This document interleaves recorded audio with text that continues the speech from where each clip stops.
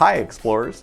Over the last few weeks, we here at Clayton's Exploration Station were lucky enough to get to observe the life cycle of a painted lady butterfly.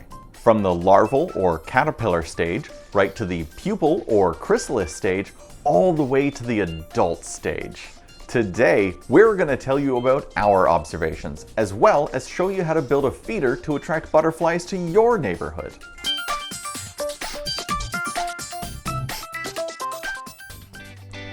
Our butterflies were already hatched from their eggs and in the larval or caterpillar stage when we received them. They came in a container with enough food and detailed instructions. Painted Lady Caterpillar premixed food is readily available. The caterpillar will spin a silk thread to attach itself to the wall of the container. As it gets larger, the thread will become tight and the caterpillar will shed to reveal new skin underneath. This process happens 4 times before the caterpillar is full grown, about 2 inches long. We place the container somewhere warm but out of direct sunlight to let them eat and continue to grow. After a few days of watching our caterpillars, it was important to clean out their waste. Otherwise, it would stay mixed with their food, and no one wants that. After all, it's very important that our caterpillars get enough to eat before they enter the next stage of their lives. After the shedding stage, the caterpillar will spin a thread to secure itself to the top of the container and hang upside down. After 24 hours, the caterpillar's skin will split and expose the pupa. After this is exposed to air, it hardens. We observed that it was bronze in color during this stage. When this happens, it is the right time to move the chrysalis from the container to the butterfly habitat. It will remain hanging there without movement for about a week. During this time, a process called metamorphosis happens.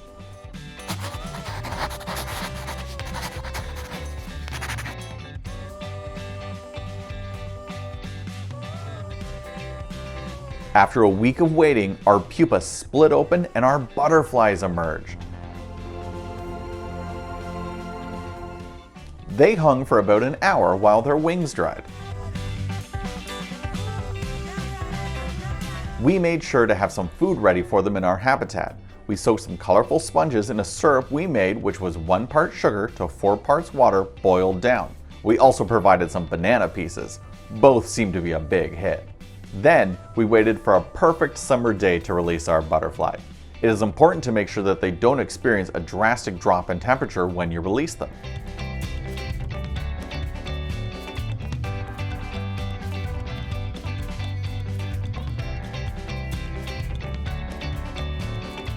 We went outside with our habitat and set them free into the ecosystem where they will pollinate.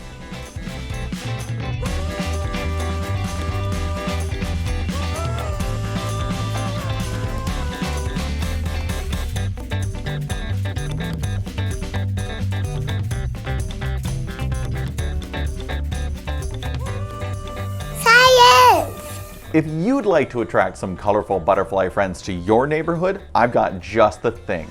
A butterfly feeder that you can make right now with household items. This is sure to bring some butterflies around so you can observe some of these amazing and beautiful insects, even study them for yourself. Maybe you can even find some caterpillars to grow.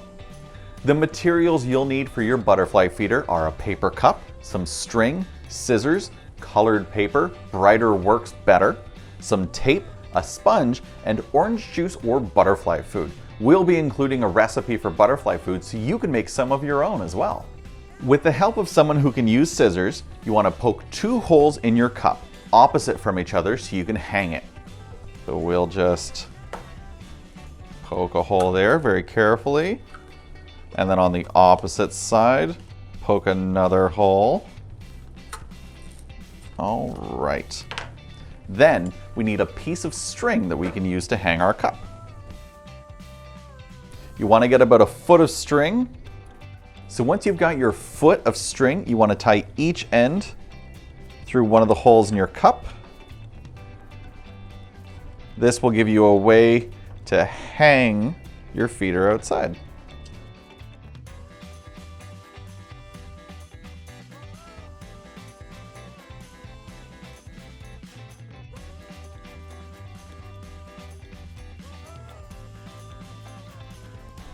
All right, and there is a nice way for us to hang our feeder outside.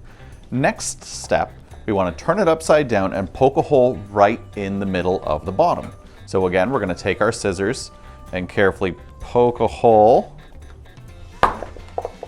Then we can kind of move our scissors around just to make that hole a little bit bigger.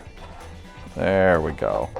So as you can see, we've got a nice sized hole. That's going to be where our butterflies are going to eat from. Then we want to cut a piece of sponge that's going to fit into the bottom of the cup. This is going to hold our butterfly food. All right, so I'm just going to look against the edge of my cup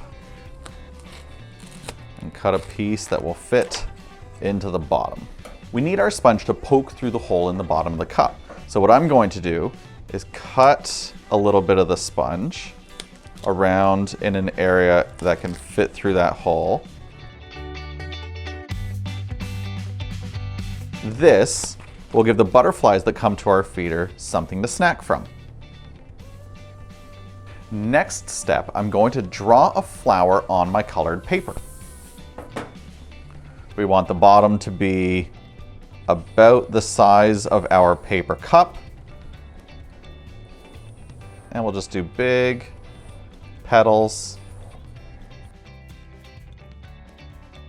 This flower is going to be what the butterflies see and attracts them to actually eat from the feeder itself.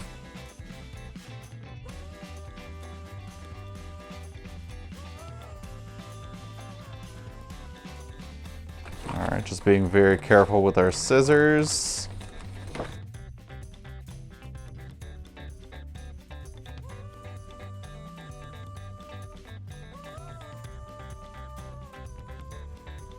All right, last petal. With our flower shape cut out, we need to cut a hole in the bottom of it. That way, butterflies will be able to get to the sponge. So you want to carefully fold it in half, cut there, and just cut a circle big enough to let the sponge get through. And there we go. Now all I have to do is tape it all together.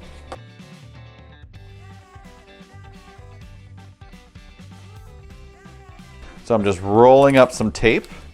So it's got two sticky sides to it to help our flower stick to our cup. And my fingers. A little bit there, and one more right there. Okay.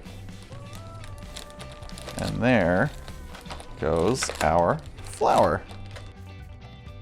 Just gonna make sure all that tape is hidden just so that no butterfly accidentally sticks to it while it's coming for a snack. And there we go. So the sponge is still very accessible.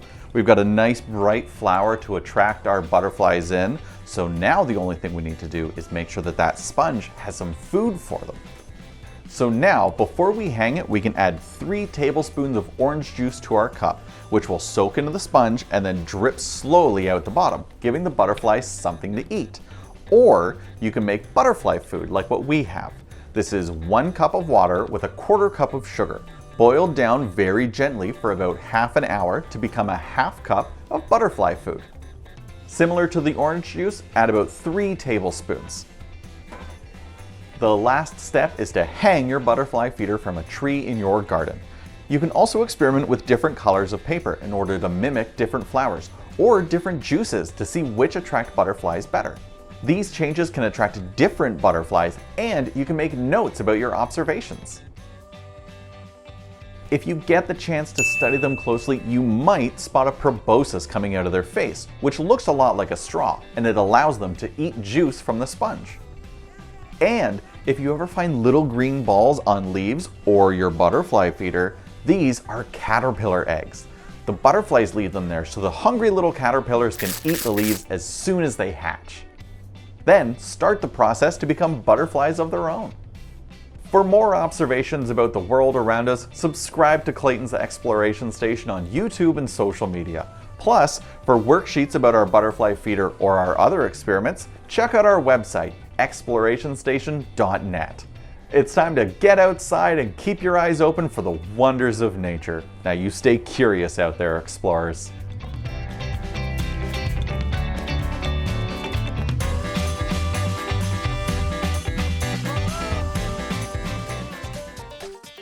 Clayton's Exploration Station.